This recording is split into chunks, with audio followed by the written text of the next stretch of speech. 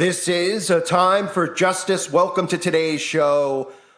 Klaus Schwab is back, and so are all of the people who have elected themselves our world leaders, apparently, because even though we're supposedly living under governments that we supposedly vote for the leaders, well, these clowns all get together at something called the World Government Summit, which is an event I cover every year, in addition to the World Economic Forum and the Bilderberg and all the other ones. But we have a thing called the World Government Summit, yet we're conspiracy theorists for believing that these people are trying to control the world and create all types of catastrophes so that they can control the world. But again, it's a conspiracy theorist. So you'll see anybody who's covering the World Government Summit who might tag the event gets New World Order conspiracy things under their video. I don't happen to tag it, so I don't usually get any of those wiki things anymore, but maybe I will. I don't know. But I try not to tag it because it's just super annoying and super gay. Anyway, we have Klaus Schwab. Klaus Schwab is speaking at the World Government Summit, as well as Elon Musk, of course, who everybody seems to believe is here to try to save everybody. And of course, Elon Musk is questioning a world government, and they're allowing him on the stage. He's playing his role of seducing the right. They need somebody to be able to seduce the right other than Donald Trump. So Musk is playing that role. He's supposedly giving us all freedoms back in free speech, yet we still see people censored on Twitter all the time. But here's Klaus Schwab. Some of the things that worry Klaus Schwab about getting this world government in place, as well as Klaus Schwab telling us that the people who master technology in some way will be the masters of the world. Oh, great. So you're talking about Gordy Rose and some of these lowlifes with their quantum computers, never elected, creating dangerous technology that is going to kill off humanity, that is going to make humans not needed for work anymore. These are all things that as humans we're all okay with, right? Huh? Take a look. And we are just now where we move into the exponential phase.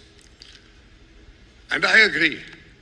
Artificial intelligence, but not only artificial intelligence, but also the metaverse, new space technologies, and I could go on and on, synthetic biology. Our life in 10 years from now will be completely different, very much affected, and who masters those technologies in some way will be the master of the world. I think the fourth revolution, industrial revolution, will be in our mind for quite some years to come. But what is very essential, my concern, my deep concern, is that those technologies, if we do not work together on a global scale, if we do not formulate, shape together the necessary policies, they will escape our power to master those technologies. Because artificial intelligence, it's relatively easy, let's say, to understand how a computer functions. Of course, if I go back to the first industrial revolution, how a steam engine functions. But how does really quantum computing function? How does artificial intelligence, particularly if it's self-replicating, functions? So one of my concerns is how to shape the necessary policies to make sure that those technologies serve humankind. But the second concern which I have, and world governments have an important role, the change goes so fast in our world and will go even faster.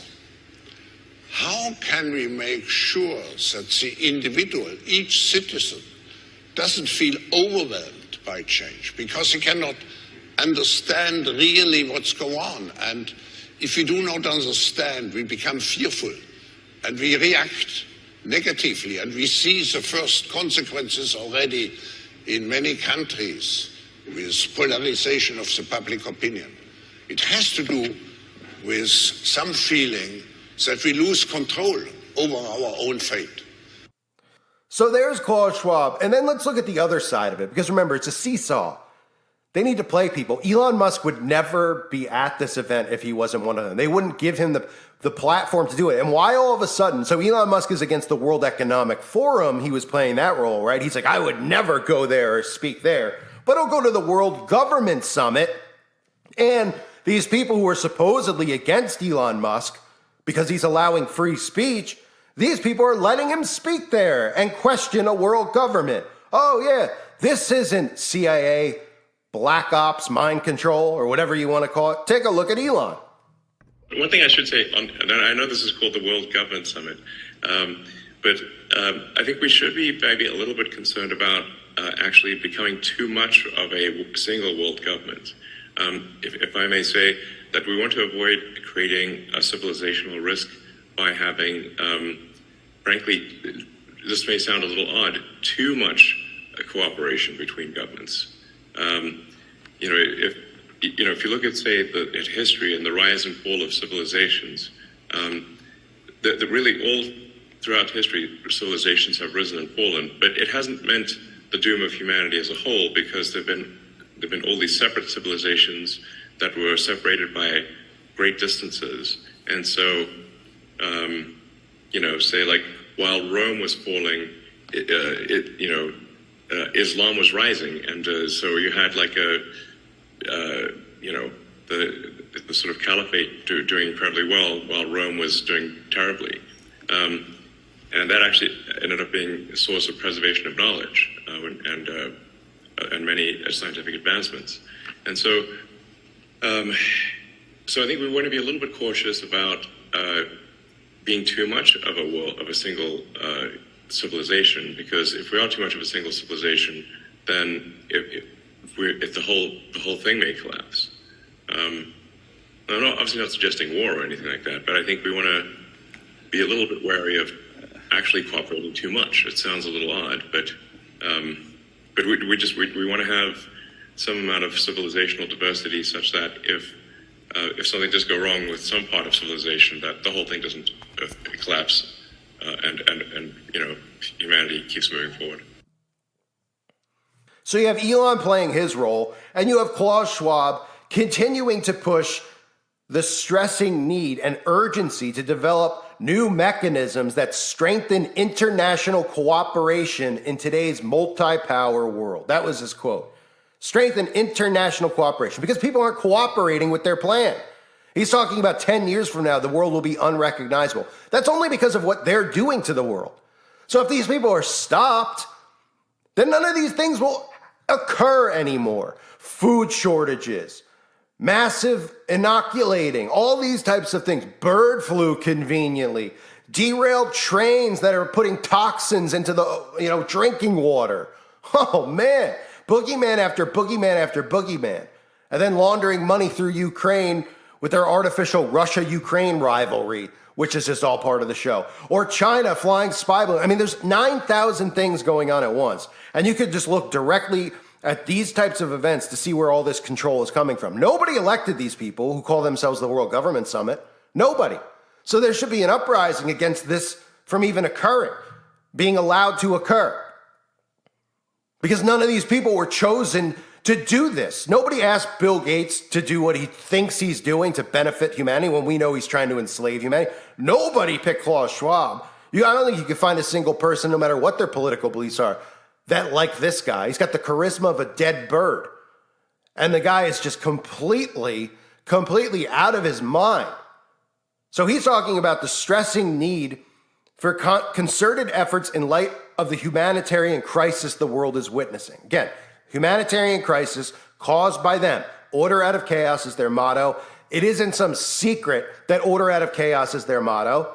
We've heard it. Divide and conquer is one of the most common phrases that we've probably heard in our lifetime, right? You might play video games and hear it in a video game. You've probably seen it in movies over and over. Divide and conquer, divide and conquer. Well, what do you think they're doing right now? Those mottos come directly from these secret societies that these Satanists are all part of.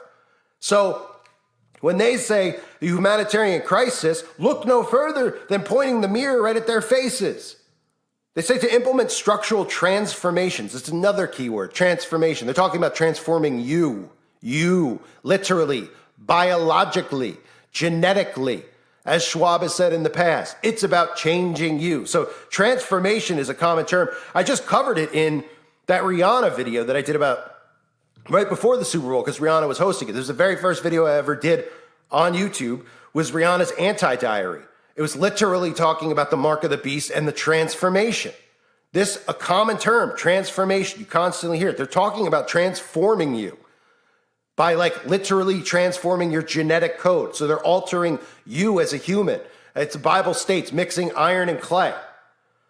So they say implement structural transformations within various strategic sectors, including the economy, technology, and politics. And of course, with the economy, it's the destruction of the economy and then coming in with this equity thing where they continue to say we need reparations for people who were slaves 500 years ago versus, this person versus that, reparations just give people money, and eventually just destroying the economy so that we're all on equal income. Then they talk about the technology, which of course we know is technology that's inside controllable technology in your body. And politics is the theater that we see day in and day out that's grooming people into this, believing that these people in power really have our best interest in mind. When we see all around the world, the same narrative is occurring. Republicans are attacking the Capitol, right? Or conservative people, are attacking the Capitol. All of the liberal people who are in power, nobody believes were actually elected and put there. And all of the liberal people are doing everything that they possibly can to destroy food supply chains, water supply chains, and the economy, in addition to many other things. So Schwab commended the World Government Summit for its role in preparing for the future and keeping abreast of new technical developments in a world dominated by rapid changes. A few weeks ago during the Davos conference, we discussed our ability to adapt to these global challenges in light of various crises that require new mechanisms and innovative methods to help us reach a better future and serve the aspirations of humanity. I'm sorry, that was probably the funniest thing I've heard in a while. Oh, that's wow, really? Innovative methods to help us reach a better future and serve the aspirations of humanity. I think most people who are familiar with Klaus Schwab, who know who Klaus Schwab is, well, if you want to serve the aspirations of humanity, maybe it's time to call Dr. Kevorkian, who might be frozen in a chamber somewhere. Or you could just call Justin Trudeau, your buddy, and I think you know him a little too well. Why don't you call Justin up? In Canada, we could take care of it. You can have the aspirations, that you could serve humanity. Go to Canada, and you know what to do next because, it's legal in Canada, right? So go ahead. Follow Justin over there. He might be dressed up as a woman, but still follow him. He said technological transformation and the fourth industrial revolution will impact the world for years to come. Governments in different parts of the world should play leading roles in keeping pace with changes.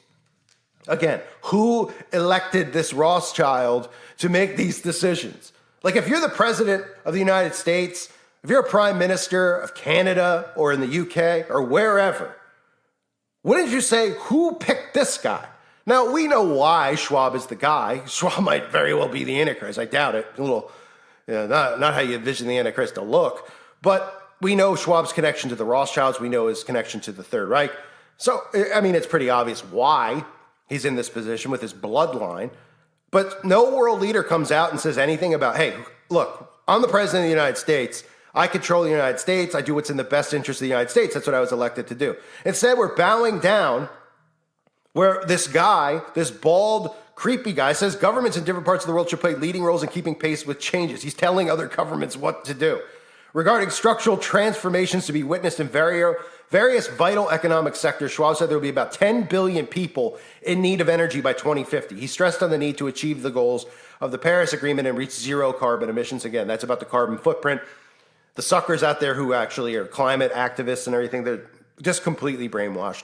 They just read statistics that are thrown at them that are not true, and they don't believe that there's wicked people ruling the world. That these wicked people like the Bill Gates of the world have devised a plan called the carbon footprint, which will monitor, track you, and keep you under surveillance 24/7. It will give you a little bit of an allowance to leave the house here and there, but for the most part, you're going to be quarantined and locked up. This time, not for an outbreak. This time it'll be, of course, because you're breathing, and that's bad for everybody. The carbon that they want to stop and prevent is you, okay? You emit carbon emissions. They're not talking about factories and smokestacks. These suckers think they're talking about you, and they're laughing in everyone's faces because it's pretty obvious that's exactly what they're saying and they're laughing about it. And still these people are like, that's a conspiracy theory. Oh, is it? Is it? Is a world government summit a conspiracy? Is this whole mindset of a new world order still a conspiracy? Because if it is to you, well, you're so you're so just done. It's not even worth getting out of bed in the morning if you can't see it at this point. They're admitting to it. They're telling you about it. They're telling you about controlling your life. They're telling you about carbon is an enemy of the world, and people don't realize that they're the ones emitting carbon. They're talking about you. And then they sit there and they go, well, we need to do this and we need to change that. Unelected, of course, with billionaires and trillionaires at the World Government Summit, a couple weeks after they meet at the World Economic Forum, right? Yeah, they're not plotting your demise. As all these, convenient things just continue to happen, like railroads, trains falling off the tracks, explosions, chemicals in the water, killing off all the poultry. Yeah, these are all just conveniently happening at a time where they're telling us there's a world crisis, but they are going to come in and save the day. I mean, you got to be born yesterday, really, if you're not seeing what's going on. I thank everyone for being here. I hope you're all doing well. Oof, man, pray for these people. There are some dumbed down, lost souls out there, but I thank everyone for being here. Thank you again for joining the new channel. Much appreciated. God bless all of you and your families.